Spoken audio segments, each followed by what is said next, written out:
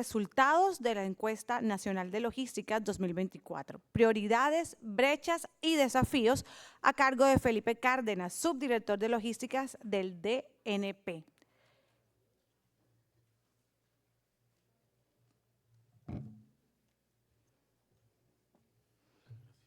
Señor Cárdenas, bienvenido al escenario y en la pantalla está el tiempo.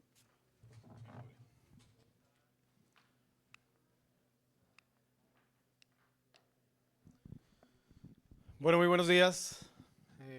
Un saludo especial, agradecimiento a la Andy, por supuesto, y a todos ustedes asistentes hoy a este espacio. Un saludo también especial del doctor Nicolás Rincón, quien se excusa por no haber logrado acompañarnos hoy, pero al final de cuentas es un trabajo en equipo que queremos hoy presentarles desde el punto de vista de la visión de planeación, siendo el departamento el encargado de articular las visiones de los diferentes sectores del gobierno y también del sector privado y de la comunidad, por supuesto, en las participaciones en lo que tiene que ver con planes de desarrollo y, por supuesto, en la priorización de inversiones y demás. Nuestro tema particularmente hoy es prioridades, brechas y retos en lo que tiene que ver con todo lo que está en boga en términos de la evolución logística y particularmente con lo que debe venir en los próximos años. Entonces voy a hacer una pregunta rápido para iniciar, como para calentar motores, y es, ¿quiénes vienen aquí por primera vez? ¿Ustedes saben cuántas manos aproximadamente tocan un paquete que viene desde China, importado a Colombia? Aproximadamente. ¿Cuántas manos? ¿Cuántas personas? Chutemos un dato. 100. 100. Bueno, estudios, incluso uno de Amazon dice que entre 20 y 30 personas alcanzan a tocar un solo paquete que viene importado al país en toda esta cadena, y todas esas manos pues particularmente tienen una conexión no solamente de canales de información, sino de diferentes procesos. Entonces aquí es donde entra la primera conversación, y es que la logística no tiene que verse solamente como un tema de infraestructura, ¿cierto?, sino tiene que verse como un tema de economía. Y hay que hacerla así, más visible y de cierto modo un poco más sexy, precisamente porque la inversión es lo que debemos jalonar acá para atraer no solamente mayores capacidades, sino para fortalecer las propias en el país. Entonces, algunos datos de contexto, particularmente en lo que tiene que ver con coyuntura mundial de la logística, pues particularmente los datos que nos da la ONU a través de la UNCTAD es que se mueven más o menos 26 billones de dólares en logística, con una variabilidad que no supera el 3% en las proyecciones en los próximos años, pero que ha mostrado una participación o una variación importante en el último año de cerca del 5%. ¿Y esto qué exige? Que particularmente Colombia se prepare en términos de, reitero, capacidades para no solamente abordar, sino procesar y ojalá agregarle valor a todos los productos y servicios que llegan al país, y sobre todo agregar valor a lo que producimos acá y exportamos. ¿Qué está pasando? Ya ustedes, expertos también en logística, pues saben que hay una reconfiguración en el mundo, que ya se está conversando más sobre, digamos que esas relaciones entre países y la colaboración particularmente entre cercanías afines en lo que tiene que ver con este tema de logística y sobre todo con las negociaciones comerciales, precisamente para potenciar mercados. Y parte de lo que también está pasando hoy en día es que no solamente por reglamentación internacional, sino por necesidad, se viene hablando particularmente de sostenibilidad y de descarbonización del sector logístico en todos los modos. Entiéndase todos los modos, que el modelo de transporte es único para todos los modos, para el aéreo, para el férreo, para el fluvial, etcétera.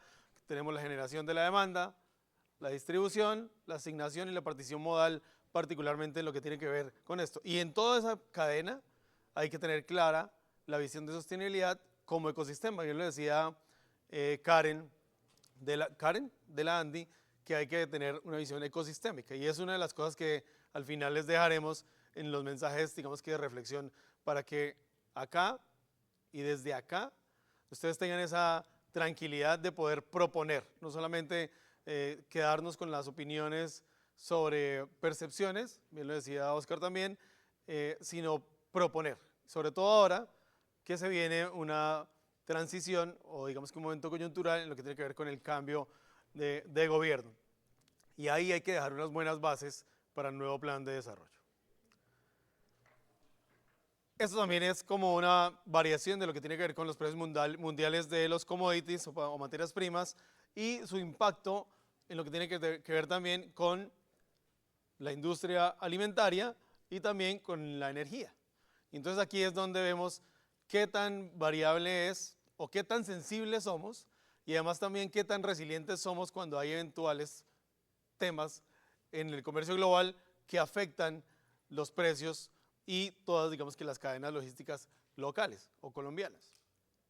Y ahí particularmente se viene hablando de fertilizantes. Hoy en día el DNP está contratando un estudio precisamente para el tema de plantas de fosfatos, precisamente para fortalecer la fabricación de fertilizantes en el país y que digamos que haya una competencia un poco más sana en lo que tiene que ver con la producción local y lo que se está importando, pero particularmente garantizar la soberanía y la resiliencia alimentaria.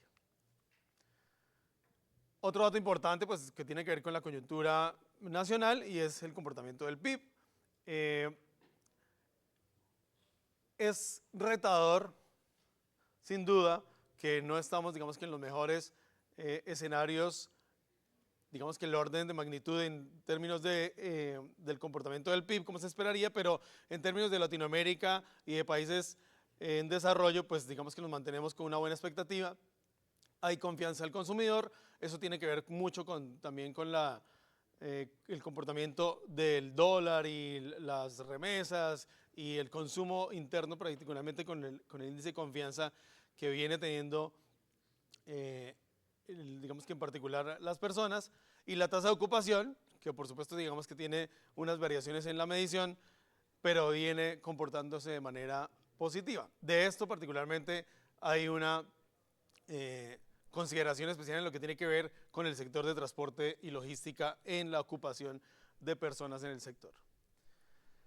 Aquí algo del balance o de la balanza comercial también, y es el comportamiento de la cantidad de toneladas transportadas o de volúmenes transportados en lo que tiene que ver con mineroenergéticos y los que no son mineroenergéticos. Y particularmente uno podría sacar varios índices acá, pero uno interesante es que en el último año el valor por tonelada superó más o menos un 16,7% el del año inmediatamente anterior en lo que tiene que ver con el valor de exportación. Y eso básicamente está enfocado en que entraron menos toneladas, sacaron menos toneladas, pero a un mayor valor. ¿Por qué? Uno de los efectos es el café, otro efecto es precisamente digamos que todos los productos agropecuarios, bebidas y demás, y manufacturas también que creció de manera interesante. Y en importaciones también hay unos valores que, si bien siguen siendo crecientes, lo que deberíamos centrarnos acá es cómo agregarle valor a los productos internos o a la producción interna para que exportemos en mejores valores y pasar de $540 por tonelada aproximadamente a casi 800 o $900 por tonelada. Hoy, digamos que comparativamente, si uno hiciera, digamos que el paralelo entre valores CIF y FOB, pues estamos casi en 3 veces más, pero digamos que hay que descontar más o menos un 15% entre el valor de CIF y el FOB. Pero básicamente el llamado acá es a la agregación de valor sobre lo que estamos exportando.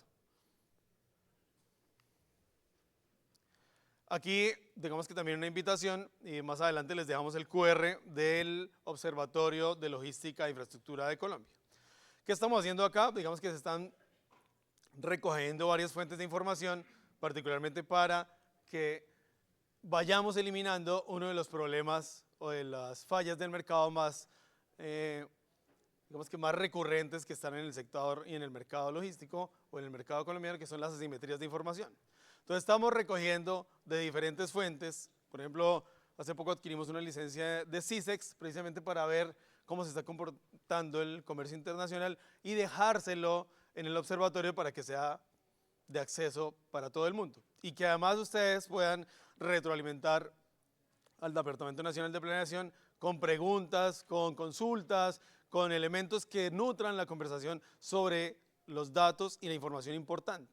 Ahí también estamos publicando estudios, consultorías que se están haciendo y recogiendo incluso de otros sectores o de otras carteras estudios para que se vea, digamos, que una complementariedad en los análisis y sobre todo, digamos, que en la congruencia de información. Entonces es parte de lo que les vamos a dejar acá, pero sí queremos ir mostrándoles más o menos lo que venimos analizando, precisamente para hablar en particular de los retos logísticos. Esto es lo mismo, son puros datos que encontrarán en el Observatorio de Logística e Infraestructura de Colombia, que venimos actualizando en los últimos meses.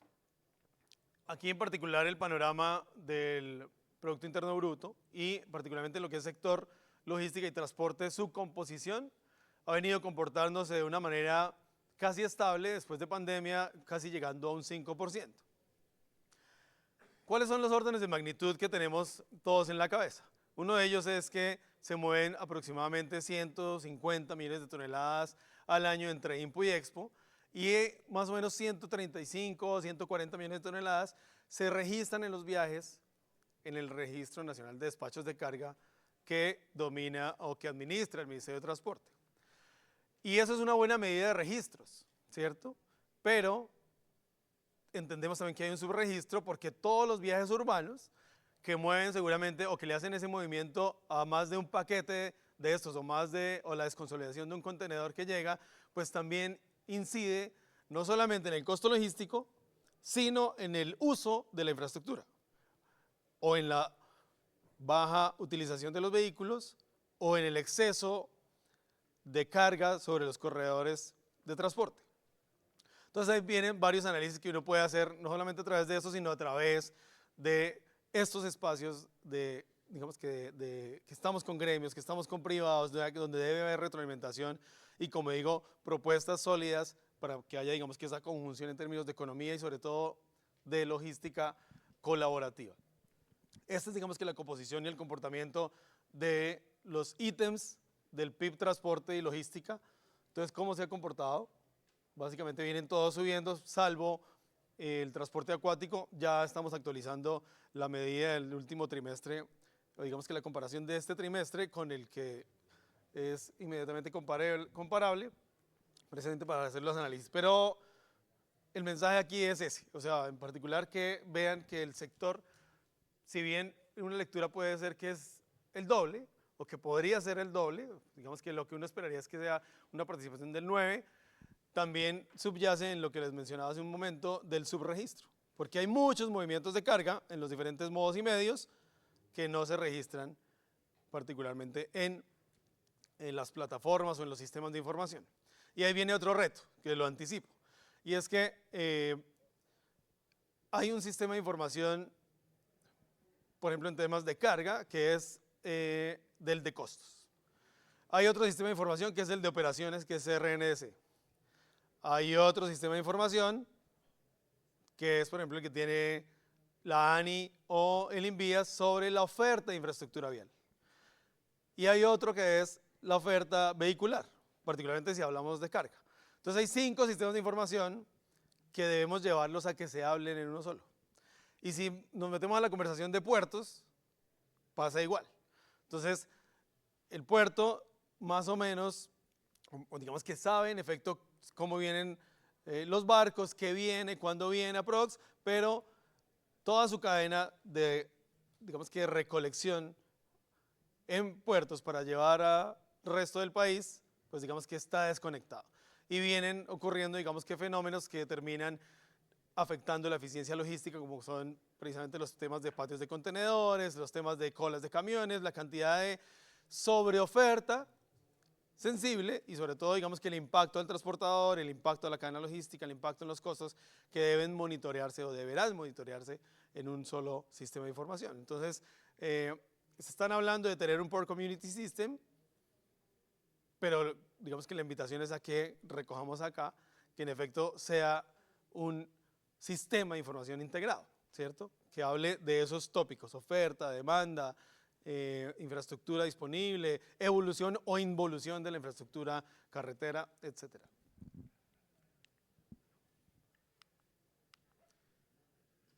Aquí este tema es bien importante y es el tema de empleos. Entonces hay una medición, el DANE, digamos que nos entrega un dato, hay un comportamiento post-pandemia que ha venido mostrando una recuperación importante y se estima que hay 1.7 millones de empleos en el sector transporte y logística. Se estima, con datos oficiales.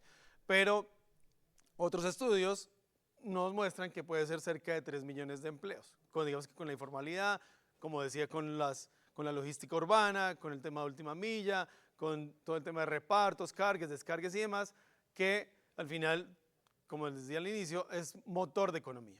Entonces, ¿cómo vamos aquí a darle tratamiento al reto del talento humano en la logística? Y hay una cantidad de colombianos que nos formamos en logística, transporte y demás, pero el empleo, ahí la pregunta es, ¿está bien remunerado?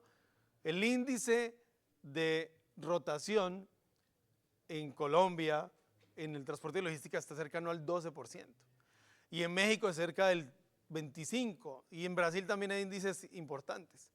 Y además hay un costo oculto ahí, es en el tema de reposición de esas capacidades operativas, en lo que tiene que ver precisamente con el colocar a una nueva persona y que además no se me vaya rápido, ¿cierto? Entonces, ¿qué retos tenemos ahí en términos de formación y sobre todo de estabilización de ese talento humano en los empleos en el sector?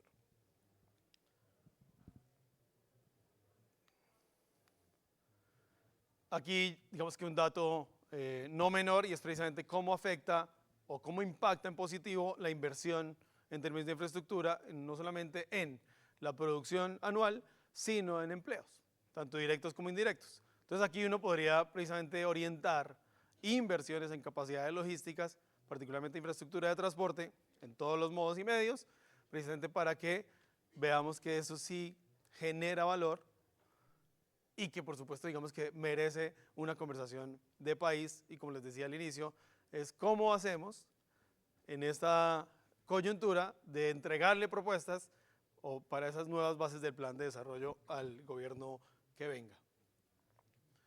Ahí se muestra una recuperación interesante, por supuesto sabemos que por ejemplo el IPOC hay datos que digamos que se arrastran de acuerdo digamos que las entregas de obras o las entregas de vías o las entregas de corredores férreos en particular, ya cuando se termina digamos que hay cortes de obra que se reportan en el DANE y dan señales de comportamiento favorable o desfavorable.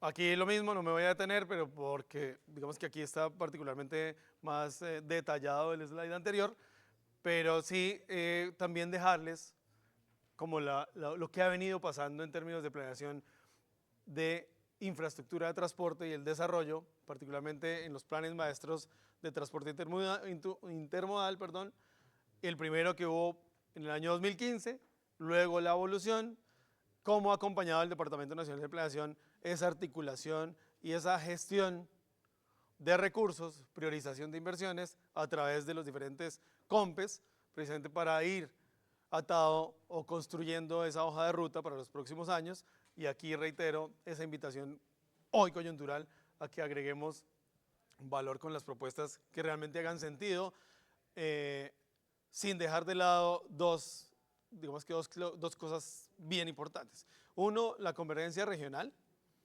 y es que ahí desde las regiones, y ahí la doctora Gabriela no me deja mentir, es parte de lo que venimos trabajando, por ejemplo, con la Agencia Regional de Movilidad, y es que se implementen planes integrales de logística regional para que digamos que estas regiones metropolitanas o regiones territoriales permitan ya tener planes específicamente asociados a la productividad, a leer los corredores logísticos como cadenas productivas y no solamente como una conexión entre un origen y un destino, sino, reitero, como cadenas productivas, no solamente en términos de infraestructura, sino de agregación de valor, reitero, y de producción. Aquí seguimos, tal vez el presidente de la ANI mencionaba que el DNP tiene un mapa con todos, digamos que la articulación de redes y nodos en términos de transporte en todos los modos. y pues aquí es parte de lo que sigue siendo tarea en la implementación de este Plan Maestro de Transporte Intermodal al 2051, que por supuesto resiste cambios y sobre todo propuestas que agreguen valor.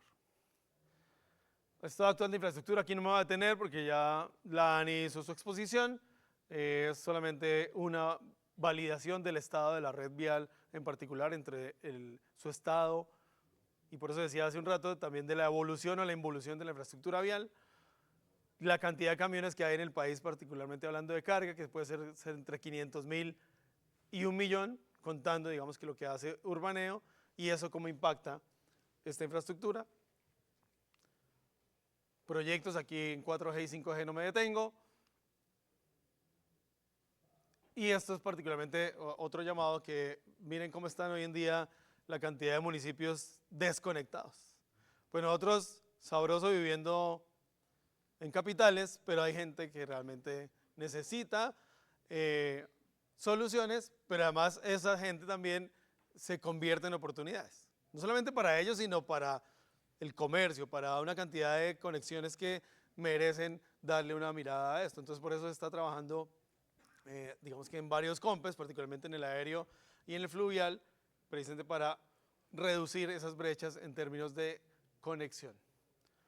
Aquí lo mismo, es inversiones, lo que se estima en los próximos programas a través de los COMPES, inversiones en vías para la paz 15 billones, en el Plan Nacional de Reactivación Ferroviaria 13.2 billones, o una segunda etapa de reactivación ferroviaria por el orden de los 122, que eso digamos que hace parte de la revisión en la que se encuentra hoy el gobierno, y programa de electrificación de transporte público urbano de pasajeros, que son los sistemas integrados y los sistemas masivos, incluyendo metro, incluyendo el tema del tren de Zipaquirá, que también son parte de la logística, porque logística no solamente es carga, sino las personas, todos quienes nos movemos con ese motivo viaje-trabajo en el sector logística también hacemos parte de la logística.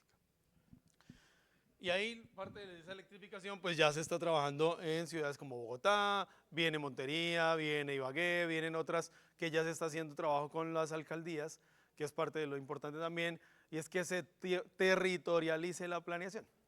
Más allá, digamos que de voluntades y timings políticos, es que precisamente se haga la inversión para la gente donde se necesita y donde realmente hay capacidades y están organizados. Programa de Ayudas para la Paz, 15 billones, ¿cómo están, digamos que distribuidos? 20 corredores, 8 nacionales, 12 regionales.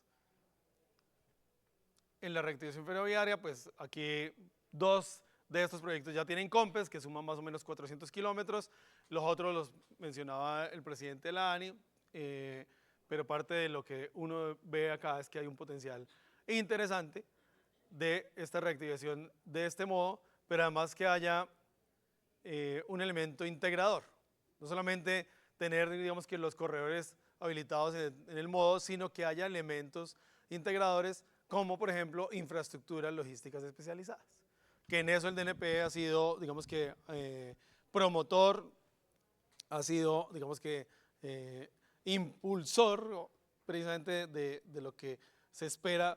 Hay unas priorizaciones precisamente para estas inversiones en términos de infraestructuras logísticas especializadas y que haya además centros o nodos de intercambio modal férreos precisamente en estas infraestructuras.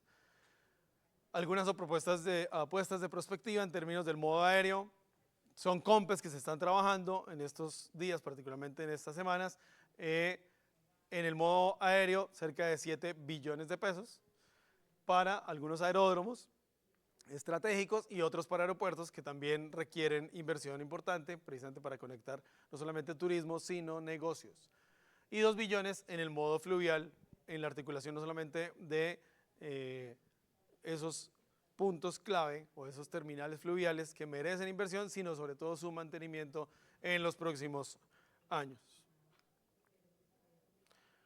Aquí hay algo de lo que es infraestructuras logísticas y particularmente lo que salió hace un mes aproximadamente, el decreto 0216, que precisamente ya define cómo es el régimen de zonas francas férreas, particularmente para lo que les hablaba hace un segundo, de las infraestructuras logísticas especializadas, donde hoy algo, digamos que más materializable, o que estamos trabajando es con la gobernación de Risaralda, precisamente viendo el modelo de demanda, luego el modelo financiero y por supuesto digamos que el modelo de servicios logísticos que se van o que se prestarían allí.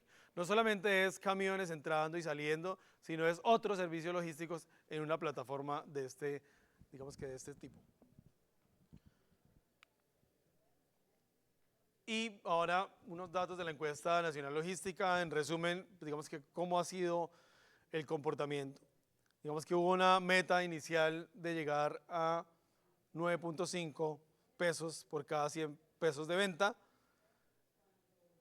pero luego de la pandemia se redefinió la meta que fuera 11.7, ¿cierto? ¿Cuáles son las, digamos que la historia de este costo logístico, digamos que en su definición son, digamos que encuestas de percepción empresariales que luego se fueron volviendo ya casi un estándar y algunos países tienen menos de 10 pesos por cada 100 pesos de venta en el costo logístico. Y la última medición de percepción empresarial, con más de 4.500 empresas encuestadas, es que el costo logístico en Colombia es de 15.6%. Y su composición está particularmente en el segmento de transporte, con un 44% de ese 15.6%. Ese es digamos que el comportamiento del costo logístico en los departamentos, en las regiones logísticas definidas. Hay algunas que nos llaman la atención, por ejemplo el caso de Amazonía, sabiendo que el modo fluvial en su operación de transporte de carga puede ser casi 3 veces más costoso por tonelada que digamos que en el modo carretero, en el modo férreo incluso, que es más barato que el carretero. Pero esto es parte de lo que hoy en día estamos ajustando para, digamos que, lograr hacer mejores preguntas, porque hoy particularmente estamos también en el proceso contractual de la encuesta nacional logística 2026. Y ahí que es importante, no solamente es la percepción o captar la percepción del empresario en sus costos logísticos, sino también ver eso cómo se comporta o cómo se compara con el desempeño logístico del empresariado, ¿cierto? Y también ellos cómo pueden traducir esos datos en realidades en cuanto a las eficiencias internas que puedan lograr. Porque claro, hoy en día el transporte pesa el 44%, ¿cierto? Pero los inventarios y el almacenamiento tuvieron un comportamiento a la baja frente a la encuesta de 2022. Y los dos sumados, frente a 2022, tuvieron una reducción de casi un 25%. Y uno diría, ¿para dónde se fue ese costo de cada 100 pesos de venta para el transporte? ¿Por qué? Porque puede que, una hipótesis es que el inventario salió más, ¿cierto? Y hay muchos más viajes, hay más carga en la calle, hay más venta, hay más consumo y otros datos así, digamos, que nos dan luces o evidencia de ello. Pero ¿qué está pasando con los inventarios y con el almacenamiento? Al ser digamos que un activo inmovilizado. ¿En dónde está quedando? ¿O dónde lo podríamos enviar? ¿Cierto? Una es, digamos que al segmento de transporte. Ahora, otra de las cosas que debe uno ver más atrás, es decir, como puertas adentro, es qué eficiencia yo puedo lograr. Pero ¿a través de qué? De tecnología, a través de procesos, a través de capacitación, formación y entrenamiento del personal y de incentivos a que ese personal se quede. No que me rote cada 6 meses o que solamente yo lo contrate por temporadas. Aquí otras de las conclusiones, como les decía, cerca de 4.500, algo más, empresas participantes. El objetivo para la encuesta nacional logística que estamos haciendo ahora es de 4.700 encuestas o empresas a encuestar. El 93% digamos que de los vehículos utilizados, digamos que a razón de las preguntas que se hicieron en la encuesta 2024, muestran que un uso, digamos que hay una alta dependencia de combustibles fósiles, como también hay una alta dependencia del modo carretero, eso digamos que no se puede negar, y ahí es donde digamos que los retos se hacen más asociados a cómo integrar los modos. El índice de logística regional también, que es una calificación que dan los empresarios de 1 a 5 en cómo se sienten que funciona todo su sistema logístico, está en el 2.9. Digamos que superó un poco el de 2005, el de 2022, perdón, pero ahí digamos que, como digo, hay unos temas de percepción que es necesario ajustar en esta encuesta. Usos de vehículos eléctricos, digamos que ya se acercó al 1%, pero en el 2022 era el 0.3%. Entonces, claro, la Andy hace un rato nos mostraba otros datos que son bien interesantes y precisamente cómo apostar para la descarbonización del sector y el ascenso tecnológico, pero eso qué incentivos, para eso qué incentivos debemos generar, ¿cierto? Unos son regulatorios, otros son de economía, otros son precisamente de conexiones, otros son de monitoreo en términos de corredores logísticos, de planes logísticos regionales. Algunos datos, digamos que de uso de los vehículos en, digamos que un promedio, según los empresarios, dicen que 3.000 kilómetros recogen en recorridos urbanos y 3.900 en vías nacionales. 10% más en carreteras frente a 2022 y 10% menos en viajes urbanos frente a 2022. Ese fue el resultado de la encuesta de 2024. Y algo que metimos en la 2024 fue el tema de género. Entonces, dirigidas por mujeres, el 42% y por hombres, el 54%. Bueno, ahí un ajuste de cierre matemático, pero sigue preponderantemente y en algunas regiones, por ejemplo Santander, es casi el 60% mujeres, en Chocó también nos llamó la atención importante números de, digamos que las mujeres liderando. En términos de tecnología, cómo está no solamente el conocimiento, sino el uso de tecnología, que digamos que hay un entendimiento bien interesante sobre eso, porque por ejemplo, facturación electrónica, que es uno de los que más en teoría debería conocer la gente, o que ya conocemos todos, se usó menos en 2024 versus el reporte de 2022. GPS se sigue usando 12.5, según los empresarios, rastreo y seguimiento, códigos de barras, etc. Otro dato importante y es que el cargue y descargue digamos que se monitoreó en términos de que antes digamos que los generadores y los transportadores descargaban en vía pública.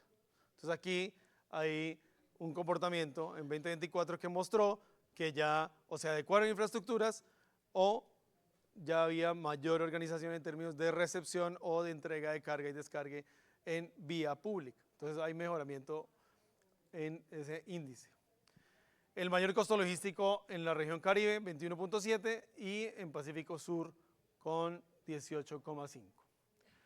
Empresas que implementaron logística verde, que es una de las tendencias que hoy, digamos que se vienen trabajando, pero que al final de cuentas siguen siendo un reto y no hay nada aterrizado realmente en términos, digamos que de uso eficiente de la flota, y estoy hablando de que puertas adentro, reitero, hay mucho por hacer aún y se lo estamos descargando todo al transporte como línea complementaria a la logística. Y 82% de empresas implementaron algún tipo de logística verde. Bueno, aquí no me detengo. El observatorio, como les decía, ahí está el código QR para que lo descarguen, entren, verifiquen qué estudios hay, qué informes hay, qué datos de la encuesta, digamos que ahí están todos los históricos, todos los informes de la encuesta nacional logística desde la primera hasta la última. ¿Cuál es el objetivo, el propósito de este observatorio? Pues es integrar información, como les decía, reducir esas asimetrías de información para que todos los actores de la cadena puedan no solamente revisar, analizar internamente, sino aportar en términos de agregación de valor a toda la cadena. Aquí algunas tendencias, una de las fuentes que tomamos es de DHL y es evolución de la fuerza de trabajo, particularmente capacitación y entrenamiento, logística verde, crecimiento del e-commerce y cómo atendemos esas necesidades de e-commerce, no solamente en Colombia, sino en Latinoamérica, con nuestros socios comerciales.